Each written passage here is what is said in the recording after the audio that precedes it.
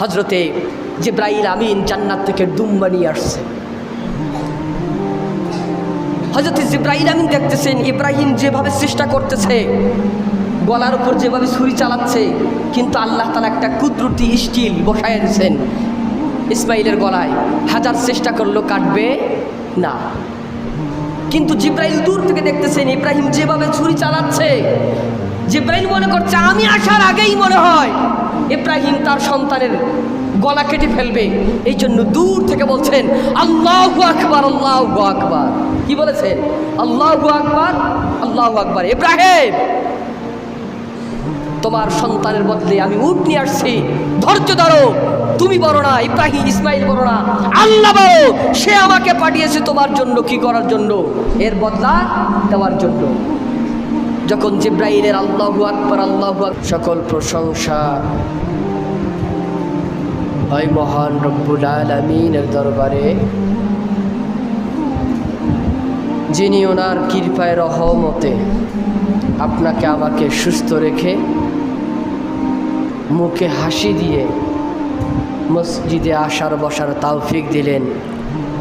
এই জন্য মহামনিবের দরবারে একবার শুকর গুজার হই, শুকরিয়া তান কালিমাতু শুকুর আদায় করি। সকলে বলি আলহামদুলিল্লাহ।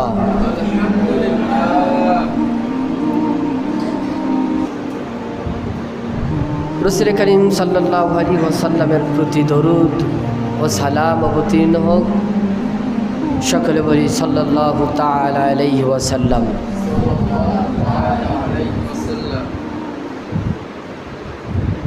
দুঃখজনক হলেও সত্য,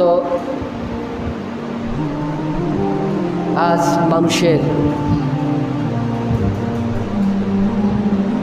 কথায় ঈমান থাকতে পারে, মানুষের অঙ্গিতে ভঙ্গিতে ঈমান থাকতে পারে, আমল থাকতে পারে, নিজে মুখে উচ্চস্বরে বলতে পারে আমি অমুক করি তমুক করি, প্রকৃতপক্ষে বাস্তবায়নে আসলেই আমরা কত নাম্বার ঈমানদার জুমার দিনে মসজিদের দিকে তাকাইলে বুঝে আসে।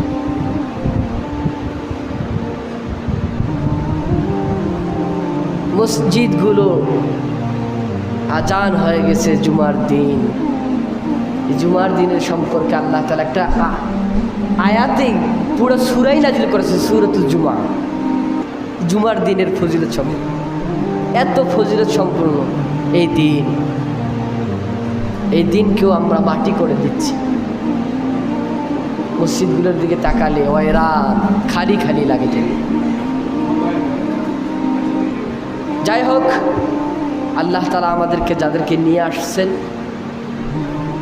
আমরা যে আল্লাহ তাআলার প্রিয় মাহবুব পেয়ারা হতে পেরেছি, এই জন্য আরও একবার শুকরিয়া আদায় করি, বলে আলহামদুলিল্লাহ।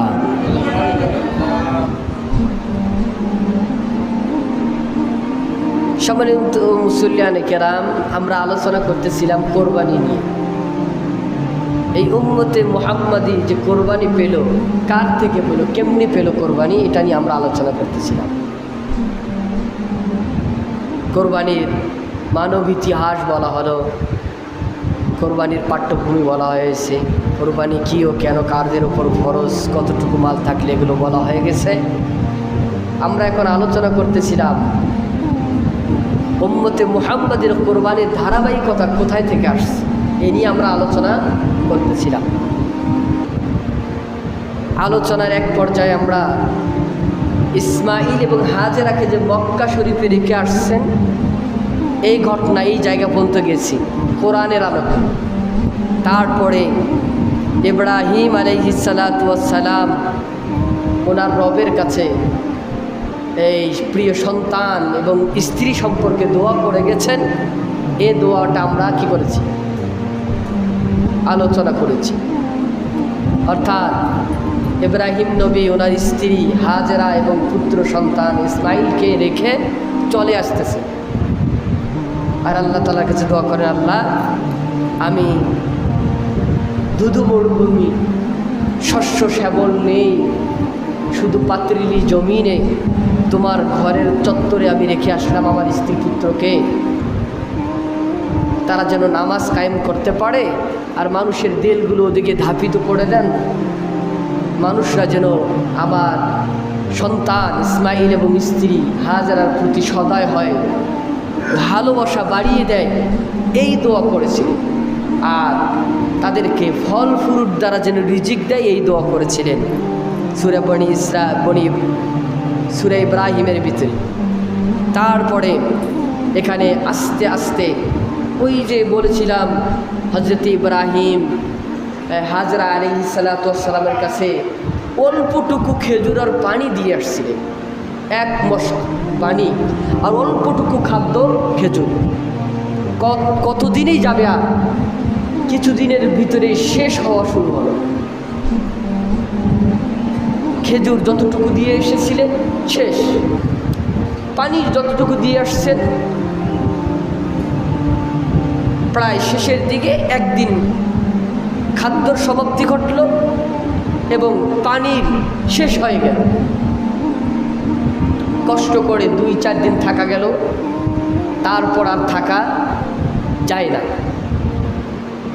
হজরতে হাজরা আলাইহিস সালাতু ওয়াস সালাম নিজে বড় মানুষ, ক্ষুধা সহ্য করতে পারতেছে, কিন্তু খাদ্য পানি না থাকার কারণে মায়ের বুকের দুধ শুকিয়ে গেছে। ইসমাইল দুধ পান করা শিশু, তার মুখে আর কি তুলে দেবে? মায়ের শেষ সম্বল বুকের দুধটুকু শেষ হয়ে গেছে। ইসমাইল শুধু পানির জন্য ছটফটাচ্ছে আর কাতরাচ্ছে। হাজরা আলাইহিস সালাতু ওয়াস সালাম পানির খোঁজে, পানির সন্ধানে বেরিয়ে পড়লেন। হযরত হাজরা আলাইহিস সালাতু ওয়াস সালাম মুআররিকিন ঘর লেখেন, তাফসীর গণক লেখেন, হাজরা আলাইহিস সালাতু ওয়াস সালাম যখন ইসমাইলের কাছে দাঁড়ালেন, দাঁড়ানোর পর দেখে উনি সাফার দিকে, সর্বপ্রথম সাফার দিকে চোখ গেল। ওনার থেকে বেশ কিছু দূরে সাফা নামক পাহাড় ছিল। ওই পাহাড়ের বালুগুলো রোদ হওয়ার কারণে বালুগুলো পানির মতো দেখাচ্ছে। আসলে যখন আপনি খালি জায়গাতে থাকবেন দেখবেন বালুকা ময়দান হলে কিছু দূর পর পানি আছে মনে হবে। শুধু তাই না, আপনি গাড়িতে চড়ে যখন বিশ্ব রোডে যাবেন দেখবেন রাস্তার গ্লাস দিয়ে, বাসের গ্লাস দিয়ে তাকাবেন দেখবেন সামনের রাস্তা মনে বৃষ্টি, পানি আছে, এরকম মনে হয় কি হয় না? অর্থাৎ চোখের একটা ধাঁধা। হাজরা আলাইহিস সালাতু ওয়াস সালাম দাঁড়ালেন, দেখতেছেন সাফার দিকে পানি দেখা যায়। হযরত হাজরা আলাইহিস সালাতু ওয়াস সালাম ইসমাইলকে শোয়ায়া এই গরম, পাথর গরম, মাটি গরম, বালু গরম, খালি পায়ে ওই পানি নেওয়ার জন্য ছুটলেন। ওখানে গিয়ে দেখলেন কোনো পানি নেই। হযরত হাজরা আলাইহিস সালাতু ওয়াস সালাম যখন পাহাড়ে উঠলেন, সেখান থেকে আবার মারওয়ার দিকে ওনার কি করছে, চোখ গেছে। সাফায় যখন উঠছেন তখন দেখে মারোয়া পাহাড়, ওখানে মনে পানি দেখা যায়। তখন সাফা থেকে মারোয়া, তার মাঝখানে শোয়ানোকে ইসমাইল। হাজেরা একবার মারোয়া যায় আর একবার সাফায় গিয়ে সন্তানের জন্য পানি নেওয়ার জন্য ছটফট করে। দৌড় দেওয়ার মাঝখানে হযরতে ইসমাইল আলাইহিস সালাতু ওয়াস সালাম রাস্তার ভিতরে শোয়ানো। সাফায় যখন যায় তখন মারওয়া থেকে আসার পরে মুখ থেকে জিহ্বাটা বাইর করে, ইসমাইলের মুখে দেয়। পানি যাবে না, কোনো কিছু যাবে না, কিন্তু একটু জিহ্বার আর্দ্রতা পেয়ে যেন সন্তানটা পানির পিপাসা নিবারণ করতে পারে, এরকম করে হযরতে হাজরা আলাইহিস সালাতু ওয়াস সালাম সাফা মারওয়া পানির জন্য ব্যতিব্যস্ত হয়ে গেছে।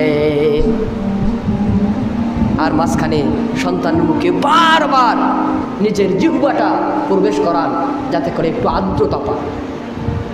এদিকে হযরত ইসমাইল ছোট্ট বাচ্চা শিশু, পানির জন্য ভীষণভাবে কান্না করতেছে এবং নিজের হাত পা গুলো নাড়াচ্ছিল।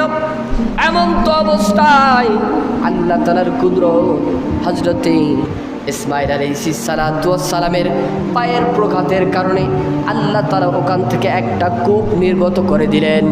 সেই কূপের নাম আজকে মায়ে জমজম হিসাবে পরিচিত।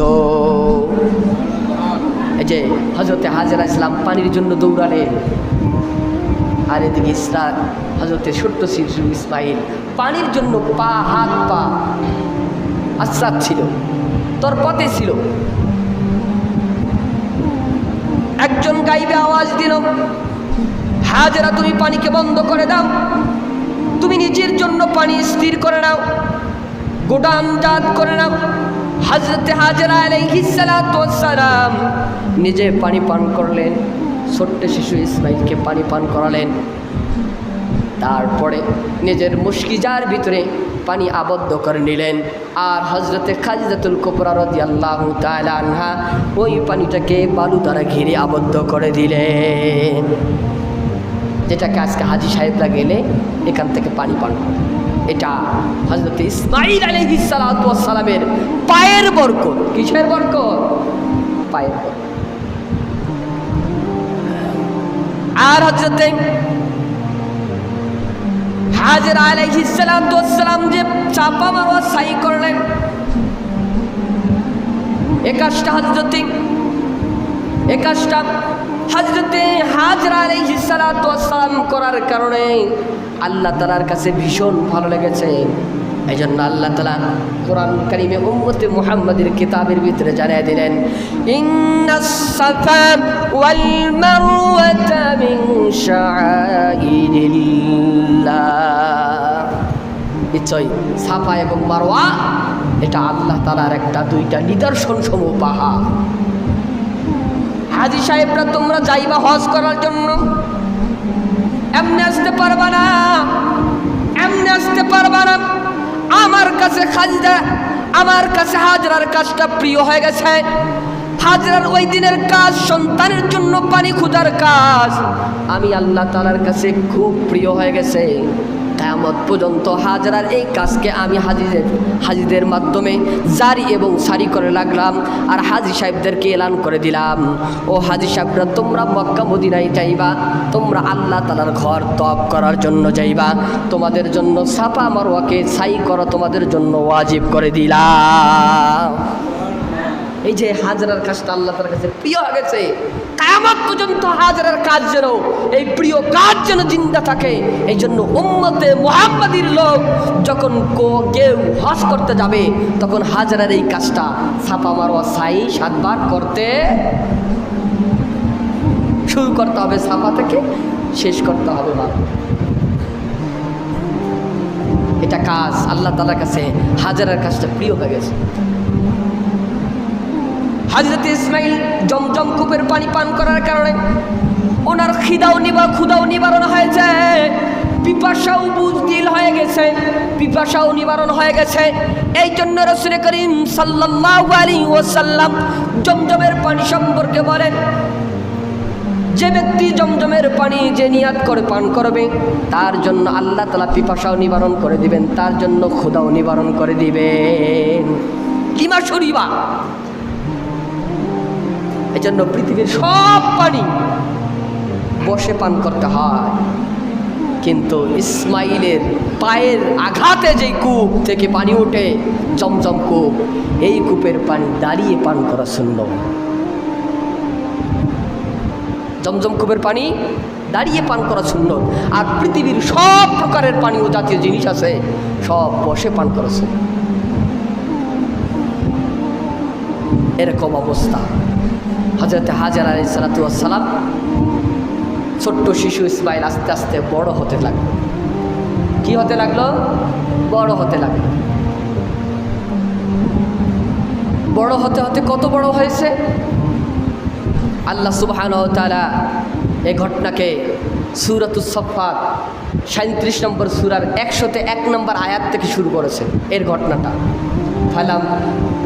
ফালাম্মা বালাগা মাআহুস, হযরত ইসমাঈল আলাইহিস সালাম যখন চলাফেরা করার বয়স উপনীত হলেন। মুফাসসিরিনে কেরাম লেখছেন তাফসিরে রুহুল মানি, উনি লেখেন যখন ইসমাঈল আলাইহিসসালাতু ওয়াসসালাম ফালাম্মা বালাগা মাআহু সাইয়া, যখন ইব্রাহিম আলাইহিসসালাতু ওয়াসসালামের কাজে সাহায্য করা শুরু করলেন, এত বয়সে ইসমাইল কি হলেন? উপনীত হলেন। কেউ বলছে তখন বয়স হলো 13, কেউ বলেছেন যে সবে মাত্র বালেগ হয়েছে, ইসমাইলের বয়স 13 অথবা কি বালেগ হয়েছে।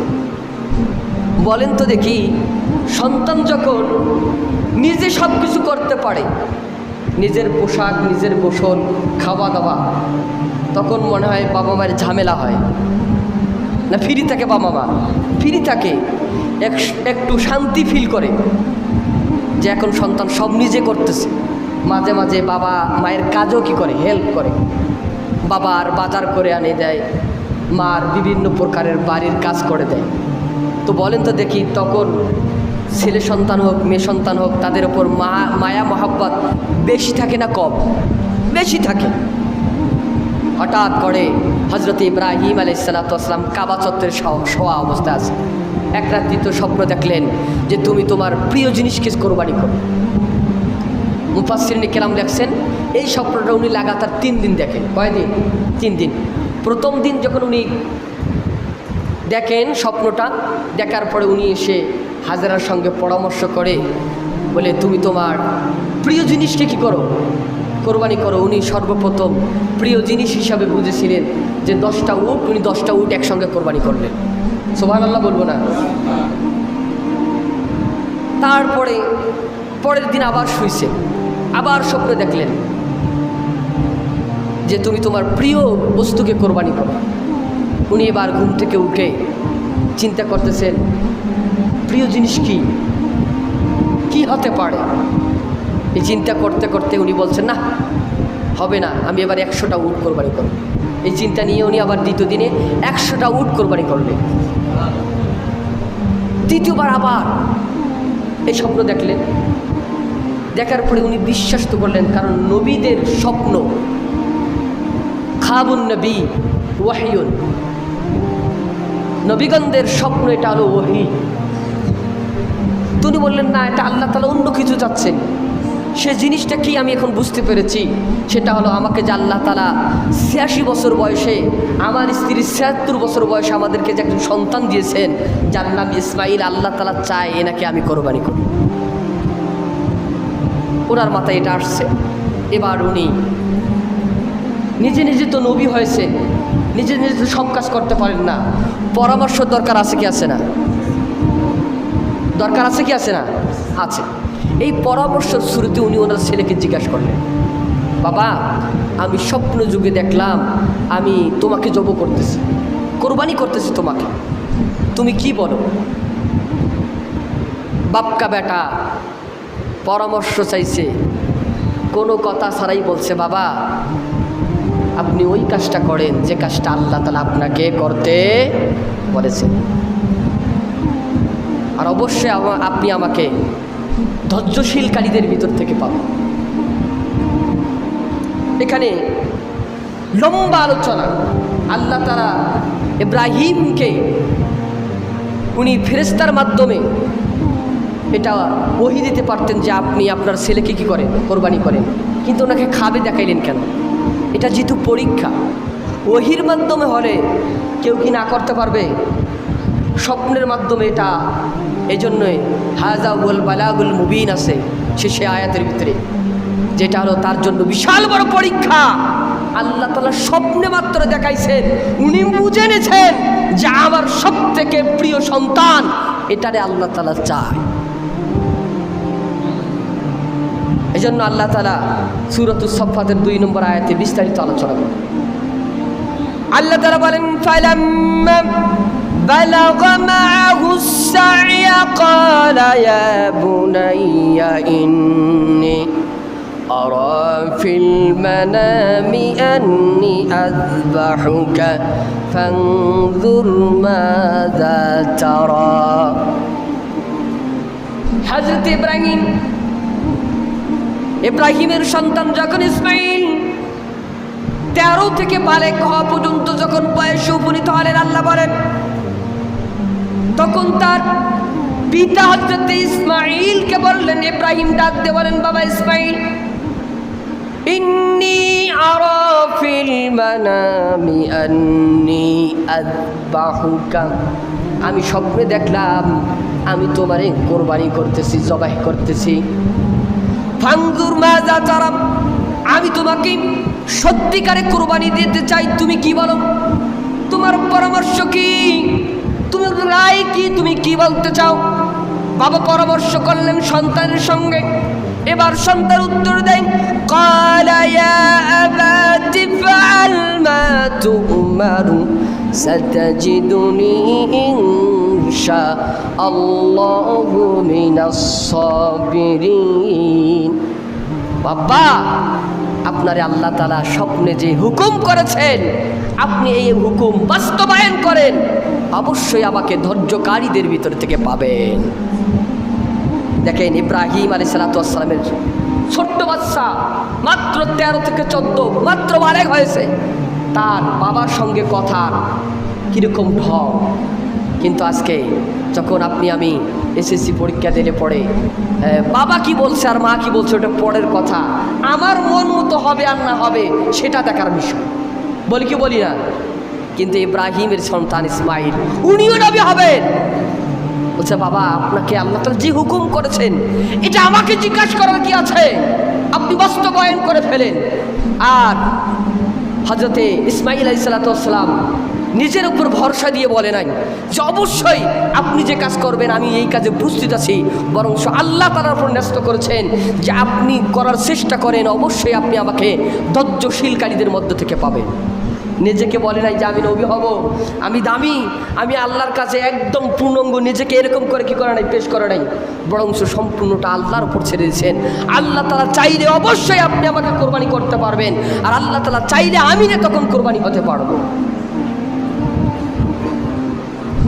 বাপের কথায় ছেলে রাজি, এখন চলা শুরু। কোথায় যাবে? জবে হওয়ার জন্য আর জবে করার জন্য যাবে। বিভিন্ন বানোয়াট কথা আছে, এইগুলো নিয়ে মাকে বলছে মামার বাড়িতে নিয়ে যাবে, খালার বাড়িতে নিয়ে যাবে, কাট কাটতে নিয়ে যাবে, বিভিন্ন কথা, এগুলোর কথাটা কোরআন ডাইরেক্ট বলতেছে। যখন ছেলের সঙ্গে পরামর্শ হয়ে গেছে, এখন একটা মাঠে যাবে কোরবানি হতে এবং কোরবানি করতে। হাদিসের ভিতরে আসছে, মুসনাদ শরীফের ভিতরে আসছে, মুসনাদ আহমদের ভিতরে আসছে হাদিস, যখন ইসমাইল এবং ইব্রাহিম জবে করা হওয়ার জন্য যাচ্ছিলেন, সব জ্ঞানে জানেন তারা যে আমি জব হব, আমাকে জব করা হবে।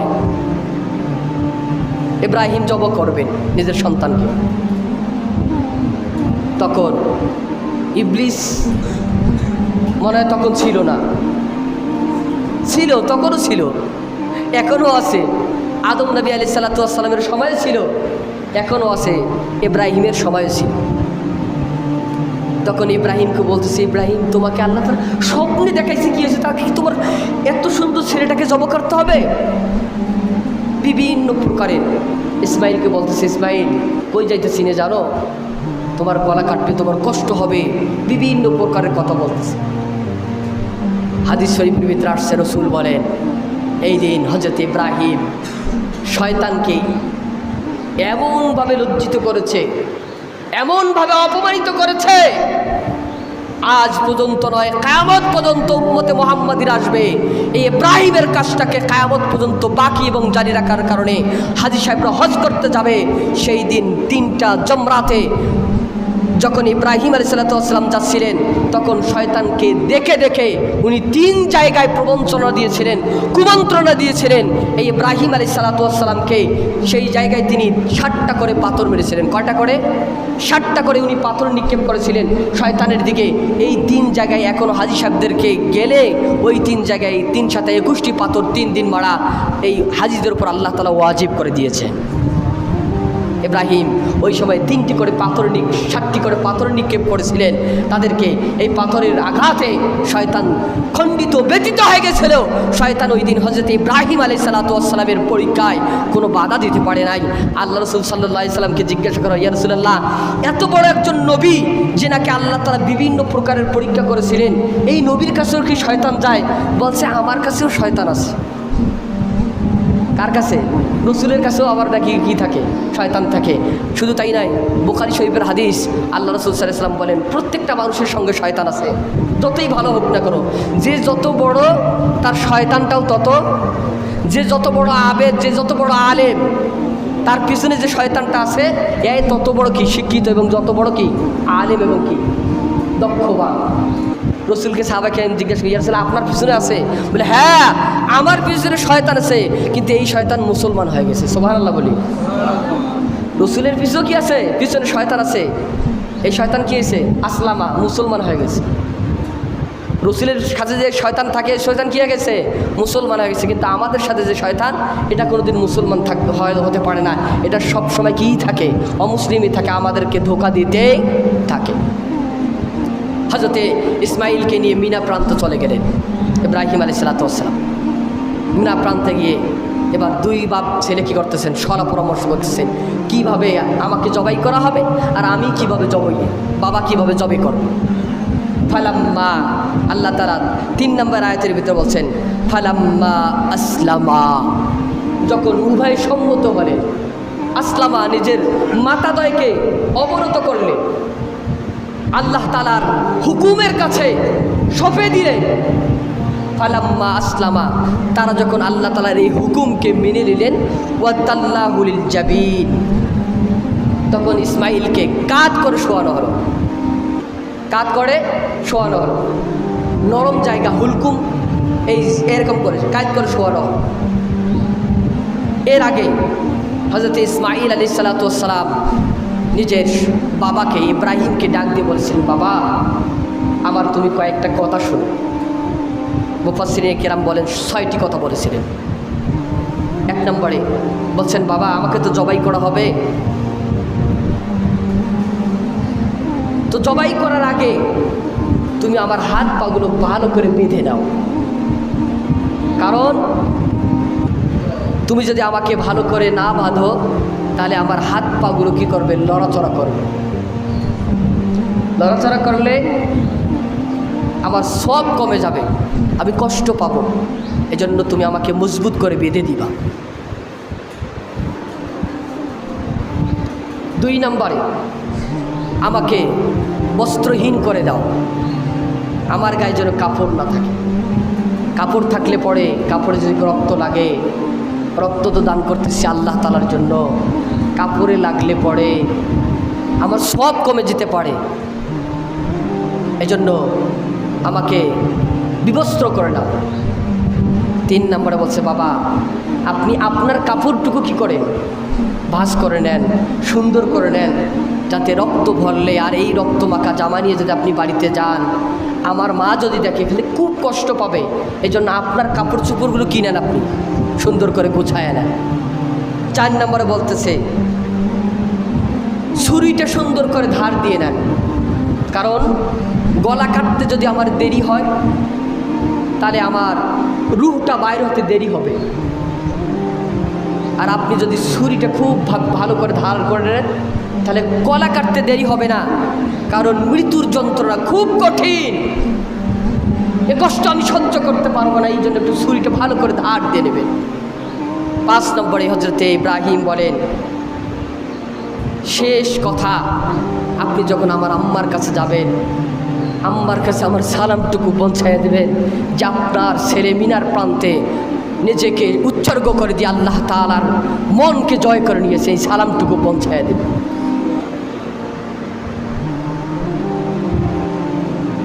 6 নম্বরে কথা হচ্ছে, বাবারে ডাক দিয়ে বলছে, বাবা আপনি কাজগুলো করবেন, আপনাকে মায়া লাগবে না, এই জন্য আপনি আপনার চোখ দুটি বন্ধ করবেন অথবা ঢেকে নেবেন কাপড় দ্বারা, যাতে করে আল্লাহ তাআলার হুকুম বাস্তবায়ন করার ক্ষেত্রে একটু মাত্র দেরি না হয় এবং আপনার অন্তরের কোনায় যেন আমার প্রতি মোহাব্বত না জমে যায়, এজন্য আপনার চক্ষু দুইটা আপনি বেঁধে নেবেন। যেমন কথা তাই কাজ। হযরত ইব্রাহিম আলাইহিস সালাম কথা মতো কাজ সম্পূর্ণ করে ফেললেন। ফাতাল্লাহু লিল জাবিন, হযরত ইব্রাহিম আলাইহিস সালাম ইসমাইলকে শোয়ায় দিলেন কায়েদ করে। মুফাসসিরিনে কেরাম লেখছেন, সর্বপ্রথম হযরতে ইসমাইলকে শোয়ানো হয়েছিল উপর করে, গর্দানের রগ এগুলো হচ্ছে উপরে। হযরত ইব্রাহিম জাবেহ করার জন্য ছুরি চালাচ্ছিলেন, কিন্তু কাটতেছিল না। হযরত ইসমাইল ডাক দিয়ে বললেন, বাবা তুমি কাটতেছো না কেন? আমার গলায় কেন এখন ছুরি আসতেছে না? ইসমাইল মনে করতেছে আমার বাবা কাটতেছে না, তাকে আমার প্রতি মায়া জমে গেছে। আর হযরত ইব্রাহিম বলতেছে আমার ছুরিতে মনে হয় ধার নাই, এই জন্য গলা কাটতেছে না। এই জন্য পাশে থাকা একটা পাথরের ভিতরে সজোর আঘাত দিলে পাথর দ্বিখণ্ডিত হয়ে যায়, কিন্তু হযরত ইব্রাহিমের ছুরি দ্বারা হযরত ইসমাইলের গলা কাটতেছিল না। হযরত ইব্রাহিম আলাইহিস সালাম ঘাবড়ায় গেলেন, কেন গলা কাটতেছে না, কারণটা কি? হযরত ইসমাইল বললেন, বাবা হয়তো এদিকে শক্ত, এজন্য কাটতেছে না, একটু আমাকে কায়েদ করে শোয়ায় দেন, যাতে করে নরম এবং শক্ত বিলের জন্য কাটা যায়। শোয়ায় দেওয়া হলো। হযরত ইব্রাহিম আলাইহিস সালাম সজোরে কী করতেছেন? ছুরি চালাচ্ছেন। আর সে আজিম থেকে বসে কে দেখতেছেন? আল্লাহ। আল্লাহ তাআলা হযরত জিবরাইলকে ডাক দিলেন, জিবরাইল তুমি কি জমিনের কাজ দেখতে পারতেছ না? হযরত ইব্রাহিম এবং ইসমাইল কি ঘটনা ঘটাতে চায়? তুমি যাও এক্ষুনি জান্নাত থেকে একটা দুম্বা নিয়ে হযরত ইব্রাহিমের কাছে যাও। আমি চাই না হযরত ইসমাইল দুনিয়া থেকে বিদায় হোক, আমার এটা চাওয়ার ছিল না। আমি হযরত ইব্রাহিমকে পরীক্ষা করতে চাই। ইব্রাহিম তার পরীক্ষার ভিতরে পাশ হয়ে গেছে। আল্লাহ তাআলা 4 নম্বর আয়াতের ভিতরে ডাক দিয়া বলেন, ওয়া নাদাইনাহু আইয়া ইব্রাহিম। আল্লাহ তাআলা বলেন আমি ইব্রাহিমকে মিনার প্রান্তে ডাক দিলাম, ইব্রাহিম ভালো করে শুনেন, قد صدقت الرؤيا إنا كذلك نجزي المحسنين। ওগো ইব্রাহিম আপনি আপনার স্বপ্নকে সত্যভাবে প্রমাণিত করেছেন। আমি চাই না এই মিনার প্রান্তে ইসমাইলের গলা তার ধর থেকে আলাদা হয়ে যাক, আমি এটা কোনোদিন চাই। এর ভিতরে হযরতে জিবরাইল আমিন জান্নাত থেকে দুম্বা নিয়ে আসছে। হযরত জিবরাইল আমিন দেখতেছেন ইব্রাহিম যেভাবে চেষ্টা করতেছে, গলার উপর যেভাবে ছুরি চালাচ্ছে, কিন্তু আল্লাহ তাআলা একটা কুদরতি স্টিল বসায় দিয়েছেন ইসমাইলের গলায়। হাজার চেষ্টা করলেও কাটবে না। কিন্তু জিবরাইল দূর থেকে দেখতেছেন ইব্রাহিম যেভাবে ছুরি চালাচ্ছে, জিবরাইল মনে করছে আমি আসার আগেই মনে হয় ইব্রাহিম তার সন্তানের গলা কেটে ফেলবে। এই জন্য দূর থেকে বলছেন আল্লাহু আকবার, আল্লাহু আকবার। কি বলেছেন? আল্লাহু আকবার, আল্লাহু আকবার। ইব্রাহিম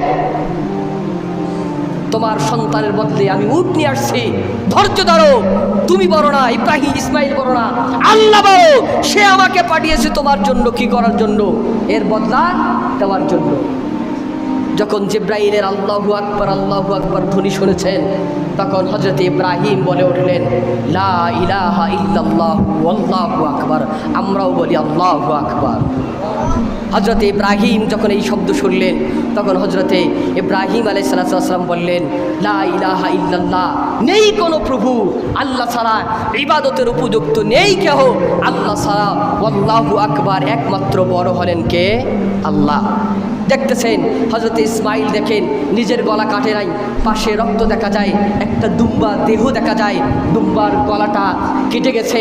হযরত ইসমাইল আলাইহিস সালাম জিবরাইল ইব্রাহিমের এই বাক্য শুনে পাশে দুম্বা জব করে দেখে তিনি বলে ফেলেন আল্লাহু আকবার ওয়ালিল্লাহিল হামদ। সব থেকে বড় হলেন যিনি করতে চান করেন, সব কিছু জানেন, সব কিছু করতে পারেন, উনি সব থেকে বড়। আর সকল প্রশংসা ওয়ালিল্লাহিল হামদ, আর সকল প্রশংসা তারই। এখান থেকেই তাকবীরে তাশরিক কি হয়, সংগঠিত হয়। এই জন্য কোরবানি যারা করবেন, কোরবানির প্রায় 9 তারিখের ফজর থেকে নিয়ে 13 তারিখের সন্ধ্যা পর্যন্ত তাদের উপর একটা তাকবীর ওয়াজিব করে দেওয়া হয়। এই তাকবীরটা 3 দলের থেকেও সংগঠিত হয়েছে। যিনি বলেন, প্রথমে হযরতে জিবরাইল বলেছেন আল্লাহু আকবার, আল্লাহু আকবার। হযরতে ইব্রাহিম বলেন লা ইলাহা ইল্লাল্লাহু আল্লাহু আকবার। তারপরে হযরতে ইসমাইল বলেন আল্লাহু আকবার ওয়ালিল্লাহিল হামদ। এই তাকবীরটা প্রত্যেকটা মুসল্লিদের জন্য, প্রত্যেকটা মানুষের জন্য, সে নর হোক কিংবা নারী হোক, প্রত্যেকটা ফরজ নামাজের পর তাদের উপর আল্লাহ সুবহানাহু ওয়া তাআলা কিয়ামত পর্যন্ত ওয়াজিব করে দিলেন। কারণ এই দিনের ঘটনা তাদের স্মরণ করে দেওয়ার জন্য হযরত ইব্রাহিম আলাইহিস সালাতু ওয়াস সালাম নিজের সন্তানকে জবাই করলেন। এই জন্য আল্লাহ সুবহানাহু ওয়া তাআলা বলেন কদ সাদ্দাকতার রুইয়া, আমি তোমার স্বপ্ন দিলাম, স্বপ্নের মাধ্যমে দেখেই তুমি তোমার সন্তানকে জবাই করার উদ্বুদ্ধ হয়ে গেলা, তুমি তোমার পরীক্ষাতে পাশ হয়ে গেছো। উম্মতে মুহাম্মাদীকে আল্লাহ তাআলা জানিয়ে দেয়, উম্মতে মুহাম্মাদী এটা ইব্রাহিমের জন্য সবথেকে বড় একটা পরীক্ষা ছিল। কি পরীক্ষা? বিশাল বড় পরীক্ষা। স্বপ্ন আমরা অনেক কিছু দেখি, কিন্তু আমরা এগুলো বাস্তবায়ন করি না। কিন্তু ইব্রাহিম স্বপ্ন দেখে নিজের সন্তান আত্মটি বেটা একমাত্র ছেলেকে জবাই করার জন্য উদ্বুদ্ধ হয়েছেন। তারপরে আল্লাহ তাআলা বলেন ইব্রাহিম ভালো করে শোনেন, ওয়ানাদাইনাহু বিযিবহিন আযীম, আমি ইব্রাহিমের সন্তান ইসমাইলের জন্য সবথেকে সম্মানিত একটা বিযিবহিন আযীম, যেইটা আল্লাহ তাআলার পক্ষ থেকে পাঠানো, আল্লাহ কি তো জবে করা, এইটার নাম হলো জান্নাতি পশু দুম্বাকে আল্লাহ তাআলা জব করেছেন। এটার ব্যাপারে আল্লাহ তাআলা বলেন বিযিবহিন আযীম। পৃথিবীর জমিনে এত বড় কোরবানি সর্বপ্রথম ইব্রাহিম এবং ইসমাইলের দ্বারাই হয়েছেন। এই জন্য আল্লাহ তাআলা বলেছেন বিযিবহিন আযীম। শুধু তাই নয়, আল্লাহ তাআলা ইব্রাহিম আলাইহিস সালাতু ওয়াস সালামকে বলেন ইব্রাহিম তুমি তোমার ছেলেকে কোরবানি করার ইতিহাস রচনা করলা, আর এতেই শেষ হয়ে গেল না। কিয়ামত পর্যন্ত যত উম্মত আসবে তার ভিতরে একটা উম্মত আছে উম্মতে মুহাম্মাদী, তারাও আসবে। কোরআনে আমি উল্লেখ করে দিলাম, কোরআনে জানাইয়ে দিলাম উম্মতে মুহাম্মাদী তোমরা যতদিন তোমাদের ভিতরে ঈমান থাকবে, ইসলাম থাকবে, যতদিন তোমরা ইসলাম নিয়ে বেঁচে থাকবা, আল্লাহ তাআলা বলেন ওয়া তারাকনা আলাইহি ফিল আখিরিন। আর এই নিয়মের উপর, এই ক্যাটাগরির উপর, এই পদ্ধতির উপর আমি উম্মতে মুহাম্মাদীকে কিয়ামত পর্যন্ত ছেড়ে দিলাম। তারা এই কাজ করতেই থাকবে। রসুলকে জিজ্ঞাসা করা হলো, ও গো রসুল, কুল্লা ইয়া রাসূলুল্লাহ মা হাযিল আযাহি, উযহিয়া কি জিনিস, কোরবানি কি জিনিস? রসুল উত্তর দিলেন সুন্নাত আবিকুম ইব্রাহিম, রোজ কোরবানি হচ্ছে তোমাদের আদি পিতা, তোমাদের জাতির পিতা হযরতে ইব্রাহিম আলাইহিস সালাতু ওয়াস সালামের সুন্নাহ। এই যে ছেলেকে সন্তানকে জবাই করার ইতিহাস থেকে হযরতে ইব্রাহিম আলাইহিস সালাতু ওয়াস সালামের সুন্নাহ, অর্থাৎ উনি ওনার সন্তানকে জবাই করে নিজের ইখলাসের পরিচয় দিয়েছে, নিজেকে অবনত করার পরিচয় দিয়েছে, নিজের বরত্বর পরিচয় দেয় নাই, বরং সে যে আল্লাহ তাআলার অনুগত্য অনুশীল করে, আল্লাহ তাআলাকে যে ভালোবাসে, সব কাজে যে আল্লাহ তাআলাকে বড় করে মনে করে, এটাকে প্রমাণ দিয়েছেন। তাই রসুল বললেন তোমরাও কোরবানি করবা, কোরবানিতে তোমার ইখলাস ভরা থাকবে, কোরবানিতে কোনো তোমার লৌকিকতা থাকবে না, তোমার কোরবানি তুমি করবা। এই জন্য সুন্নাত আবিকুম, তুমি কোরবানি করবা, কোনো লৌকিকতা থাকবে না, তুমি কোরবানি করবা একমাত্র আল্লাহ তাআলার জন্য, আল্লাহকে রাজি খুশি করার জন্য, আল্লাহকে পাওয়ার জন্য। ইব্রাহিম যেহেতু কোরবানি করেছেন আল্লাহকে সন্তুষ্টি করার জন্য, কোনো চাওয়া পাওয়ার জন্য নয়। এই জন্য তোমরাও আমরাও কোরবানি করব সুন্নাত আবিকুম ইব্রাহিম, তোমাদের পিতা হযরত ইব্রাহিমের সুন্নত কায়েম করার জন্য কিয়ামত পর্যন্ত উম্মতে মুহাম্মাদের উপর কোরবানি করাকে আল্লাহ সুবহানাহু ওয়া তাআলা ওয়াজিব করে দিলেন। এই জন্য আমরা হযরত ইব্রাহিম আলাইহিস সালাতু ওয়াস সালামের সুন্নাহ থেকে আমরা কোরবানি পেয়েছি, তাই আমাদের উপর কোরবানি করা ওয়াজিব। আল্লাহ সুবহানাহু ওয়া তাআলা বলেন ফাসাল্লি রব্বিকা ওয়ানহার। ও পৃথিবীর মানুষ তোমরা ভালো করে শোনো, তোমাদেরকে 2টি বিধান লাগাতার করতে হবে। ফাসাল্লি নামাজ পড়বা, ওয়ানহার কোরবানি করবা। এখান থেকে কোরবানি ওয়াজিব। প্রত্যেকটা সামর্থ্যবান ব্যক্তির উপর কোরবানি ওয়াজিব। ফাসাল্লি কিন্তু শর্ত ভালো করে রাখেন, যার নামাজ নাই তার কোরবানি। আল্লাহ কি বলেন? ফাসাল্লি ওয়ানহার। আগে নামাজ পড়ো, ফাসাল্লি ওয়ানহার। ফাসাল্লি লিরাব্বিক, তুমি তোমার রবের জন্য নামাজ পড়ো, ওয়ানহার তোমার রবের জন্য কোরবানি করবা। নামাজ নাই, কোটি টাকা দিয়েও কোরবানি করলে তোমার কোরবানি কবুল হবে না। ফাসাল্লি ওয়ানহার। শুধু তাই নয়, আবার তোমার টাকা আছে, তুমি কোরবানি দিবা না, ঈদগাহে এসে নামাজ পড়বা। রসুল বললেন, মান ওয়াজাদা সাআতান, যে ব্যক্তির কাছে তোষা আছে, টাকা আছে, পয়সা আছে, ফালাম ইউদহি, কিন্তু কোরবানি করল না, রসুল সতর্ক জারি করে দিলেন, ফালা ইয়াকরাবান্না মুসাল্লানা, ঈদগাহের আশা তো দূরের কথা, ইয়াকরাবান্না, নিকটবর্তী হবে না। নামাজ পড়ো, তোমার টাকা আছে, কোরবানি দিবা না, ফালা ইয়াকরাবান্না মুসাল্লানা, মুসলমানদের ঈদগাহের পাশে আসবা না। রসুল কত বড় ধমক দিয়েছেন। কিন্তু আজ আমাদের অনেক মুসল্লি আছে, অনেক মানুষ আছে, পৃথিবীতে অনেক মুসলমান আছে, মুখে দাবি করে, কিন্তু কোরবানির ক্ষেত্রে তার টাকা পয়সা বাইর হয়। ভালো করে শুনবেন, এটা সুন্নতে আবিকুম ইব্রাহিম, আমাদের জাতির পিতা হযরত ইব্রাহিম আলাইহিস সালাতু ওয়াস সালামের সুন্নত। তারপরে রাসূল করিম সাল্লাল্লাহু আলাইহি ওয়াসাল্লামকে জিজ্ঞাসা করলেন, মা ইয়া রাসূলুল্লাহ, আমাদের জন্য কি? ইব্রাহিম আলাইহিস সালাতু ওয়াস সালামের সুন্নত। বলছে আল্লাহ রাসূল সাল্লাল্লাহু আলাইহি ওয়াসাল্লাম, বিকুল্লি শারাতিন হাসানা, কোরবানির পশু করবা, কোরবানির পশুর গায়ে যতগুলো পশম আছে, প্রত্যেকটা পশমের বিনিময়ে আল্লাহ সুবহানাহু ওয়া তাআলা তোমার আমল নামে একটা সওয়াব দান করবেন। তারপর বলছেন, ফাসুফু ইয়া রাসূলুল্লাহ, কোরবানি সাহাবায়ে কেরাম আশ্চর্য হয়ে গেলেন, ইয়া রাসূলুল্লাহ, প্রত্যেকটা পশমের বিনিময়ে যদি আমাদেরকে কী দেওয়া হয়, সওয়াব দেওয়া হয়, তাহলে অগণিত সুপ আছে, ছোটো ছোটো পশম, যেগুলো এখনও পর্যন্ত কী হয় নাই, বড় হয় নাই, এগুলো অগন্তি পশম। ফাসুফু ইয়া রাসূলুল্লাহ, তাহলে ছোটো ছোটো পশমের বিনিময়ে আল্লাহ তাআলা কী দিবেন? রসুল বললেন, বিকুল্লি বিসুফি হাসানা, প্রত্যেকটা সুপের বিনিময়ে, লোমের বিনিময়ে আল্লাহ তাআলা বান্দার আমল নামে সওয়াব দান করবেন। এই জন্য কোরবানি করব। কোরবানি করা বহুত বড় সওয়াবের কাজ। কোরবানি না করাটা বহুত বড় গৃহীত কাজ। এটা থেকে আল্লাহ তাআলা আমাদের সকলকে বেঁচে থাকার তৌফিক দান করুক। সকলে বলছে, হুজুর এতক্ষণ পর্যন্ত কোরবানির ইতিহাস সেই সম্পর্কে আলোচনা করলেন, কবে কোরবানি এটা তো আমরা জানি না। এবছর আজকে 30শে জিলকদ, আগামীকালে 1 তারিখ। গতকালকে সৌদি আরবে চাঁদ হয়েছে, আজকে ওখানে 1 তারিখ, আমাদের এখানে 3 তারিখ, আগামীকাল কি 1 তারিখ। তাহলে আমাদের আগামী 17ই মার্চ, 17ই জুন সোমবার আমাদের ঈদুল আজহার নামাজ ইনশাআল্লাহ অনুষ্ঠিত হবে। হাদিসের ভিতরে আসছে, তা আলহামদুলিল্লাহ এর আগে আমরা একটা জুমা পাবো। এজন্য এখানে আরও বিস্তারিত গোশতের মাসালা আছে, কোরবানি করার তরিকা, কোন পশু কিনবেন, কিভাবে কিনবেন, কিভাবে সবাই করতে হয়, নামাজের বিষয়গুলো ইনশাআল্লাহ আলোচনা করা হবে। তার আগে রাসূল করিম সাল্লাল্লাহু আলাইহি ওয়াসাল্লাম একটা সুন্নাহ আছে। রাসূল বলেন, যে ব্যক্তি